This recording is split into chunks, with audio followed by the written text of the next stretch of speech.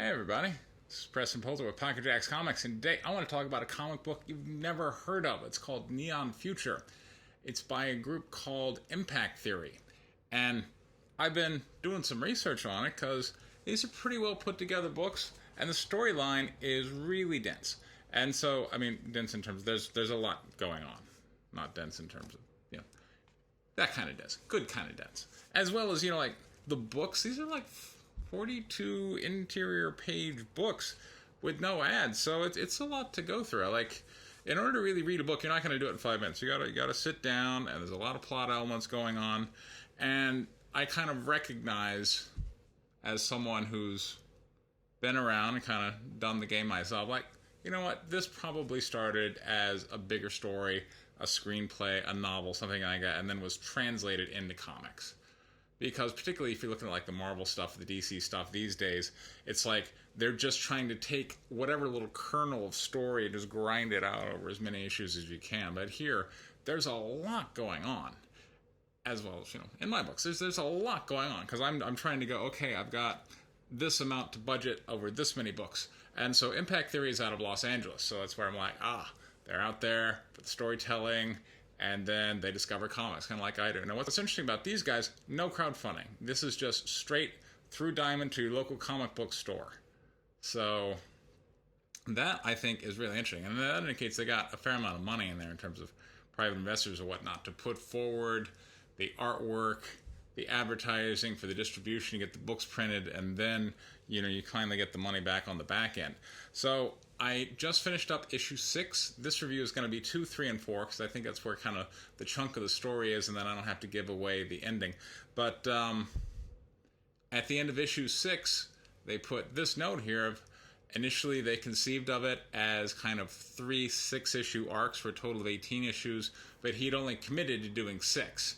And then if the sales were there, he was going to keep going. And the sales are double what his minimum value was to keep going, so you should get ready for Neon Future 7, 8, all the way up through 18.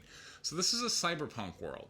And cyberpunk is very interesting. Cyberpunk is kind of about the collapse of essentially kind of all morality or all, value judgments. Because, think about it. Right now, as I sit here, the world out there, it's predicated upon many fundamental beliefs.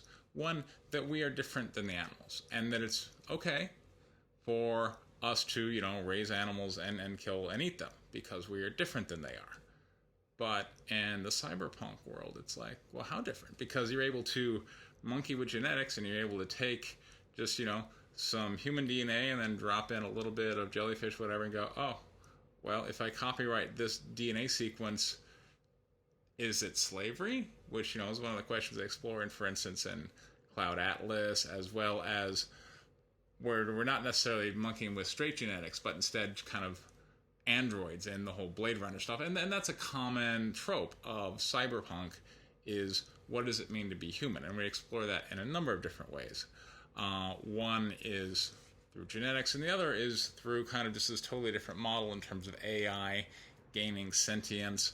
But also later on, if when we start talking about aliens, we're kind of leaving cyberpunk beyond, and now we're going into more the arena of space opera, for instance.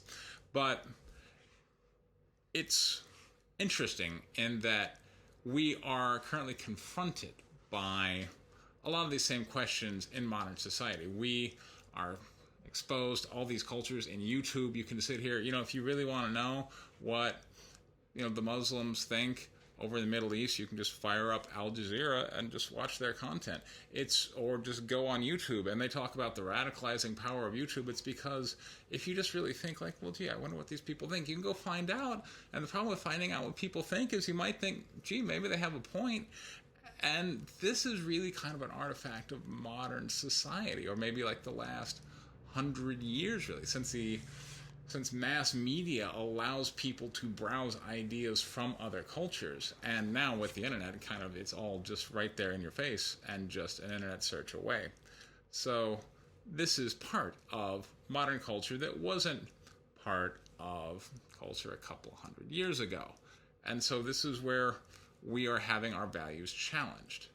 And Cyberpunk speaks to that. So any good Cyberpunk story, I think, if you look at The Matrix, it was really good about that. What were the fundamental questions of The Matrix? It's what is meaning, and part of that, well, we just want to be happy, or we want to be joyful, or we want to have meaning and purpose in our lives. But if you remember back to just the very first Matrix film, where Cypher is like, hey, you know what? I'm here in reality, but reality sucks. I want to go back in the Matrix where they're just going to download into my brain the belief that I'm important and the belief that I'm leading a meaningful life, because that's all that anything means, right? And so Cyberpunk is where we really tease out and play with these questions. So let's drill down into Neon Future. So we have a regular old, well, a fairly traditional cyberpunk setting, somewhat akin to Blade Runner, if you will.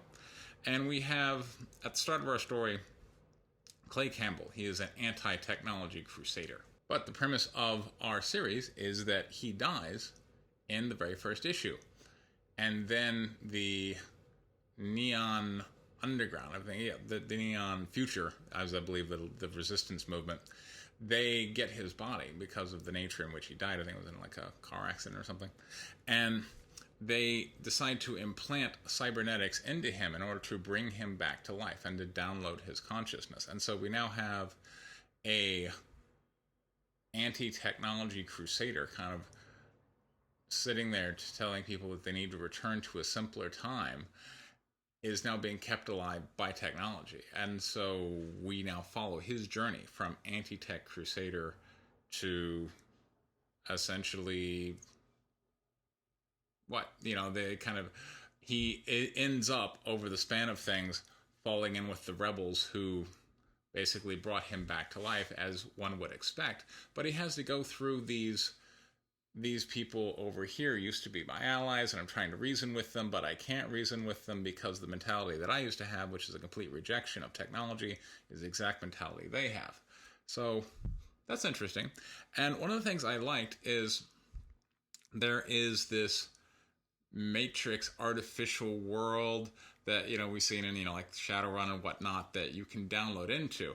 Now, unlike Matrix, you don't need a physical jack-in. It's the hardware that they were put in his head allows him to be summoned into the Neon Garden by the leader Kita, who is the leader of the resistance movement, and he's there doing the kind of the Morpheus thing. And I love these settings. So here's one of the first. So the backstory here, and this is from issue 2, is that people are out there searching for Clay Campbell because he's now a fugitive, and that there was this guy who vaguely looked like Clay Campbell, and the authorities were like, hey, you look like somebody come in for... And he runs, and boom, the guy dies right in front of him. He gets shot. And so Clay is like, oh. And he's like, why did they run? And he's like, well, if you would understand it if you were spent more time on this side of the law, but essentially once somebody is taken in, there's no justice in the cyberpunk world. If you don't have any influence and you have all this valuable circuitry in your head, well, once you're in there for processing, people are going to find ways to essentially remove you and harvest you for your juicy bits. So that happens, and then later on in the issue, he is summoned by Kita into the Neon Garden, and here's where Kita is kind of doing some mojo on him. And so the premise of the story is about Clay Campbell's kind of crisis of faith and his journey of belief, as aided by Kita. And so here, Kita's trying to get him to center his emotions. And Clay's like, look, with the things I've seen people die. And ultimately, Kita's like, okay, fine. And so there's this great imagery. Anytime you go into the digital realm, this is really cool imagery of where his emotions are representing as this storm or this wave that just washes over the guy. And then he's underneath, and down there are all these dead people, and one of them is the guy who got shot that looked like him, and they're kind of coming for vengeance. And then Kita's like, look, if you don't get and keep your emotions under control, you're gonna fall into a hole, and you're not gonna be able to get out. I thought that's pretty cool, and it really comes back to the idea, going all the way back to Conan, which is kind of the opposite of cyberpunk. Conan is before civilization ever really existed, but again, There's us and the animals, and that's where there's a lack of distinction in both worlds. In both Cyberpunk, where everything is just DNA, regardless of people, animals, aliens, whatever, everything is just DNA plus technology. You, me, everything. And in the primitive world, there's not really much separating man from animals because there's no real civilization yet. But yet it is Conan who gets the fundamental belief of no, it is through the power of violence, people who can wield swords, that civilizations are developed and kept. And I am rejecting civilizations and instead in search of my own justice. And in case of the movie, seeking vengeance for my family. But he had to kind of learn those discipline lessons. Same thing here. Our character, Clay Campbell, has to learn these discipline lessons of getting his emotions in control, finding what is important to him and his belief system in order to become the revolutionary. And we kind of see him on this journey. And then in issue 3, he gets captured by these people who are like, oh my god, he's got such amazing cyber value in his head, we got to cut it out of there. And then Kita, in this moment, can't rescue him, but he kind of pulls him back into the Neon Garden. He's trying to get it. Look, you can control your implants and do these things despite the fact you don't know how to control the technology if you just center yourself. And he's like, how can I be calm when someone's trying to cut the implants out of my head with a saw? And he's like, you're going to do it or you're going to die. And again, it's these lessons, that the life lessons of being grounded, being centered, finding what's important to you, acting on value, that is really what is carrying the story. So I liked it. Like I said, it is not an easy read. It's not something you can do when distracted with the TV on. You really need to sit down and dedicate, because there's a lot of story elements going on. But I've been able to give you some of the basics. You can get it, as I mentioned, at your local comic book store. This is from Impact Theory out in Los Angeles. It is called Neon Future. I recommend everybody check it out. Meanwhile, I have my own comic book going. I'm currently on Indiegogo, White Lily, issue 3. It is the story of the 2 deadliest female fighter pilots who ever lived. And you can find a link for that down in the description. This has been Preston Polter with Pocket Jacks Comics. Thanks very much for your time.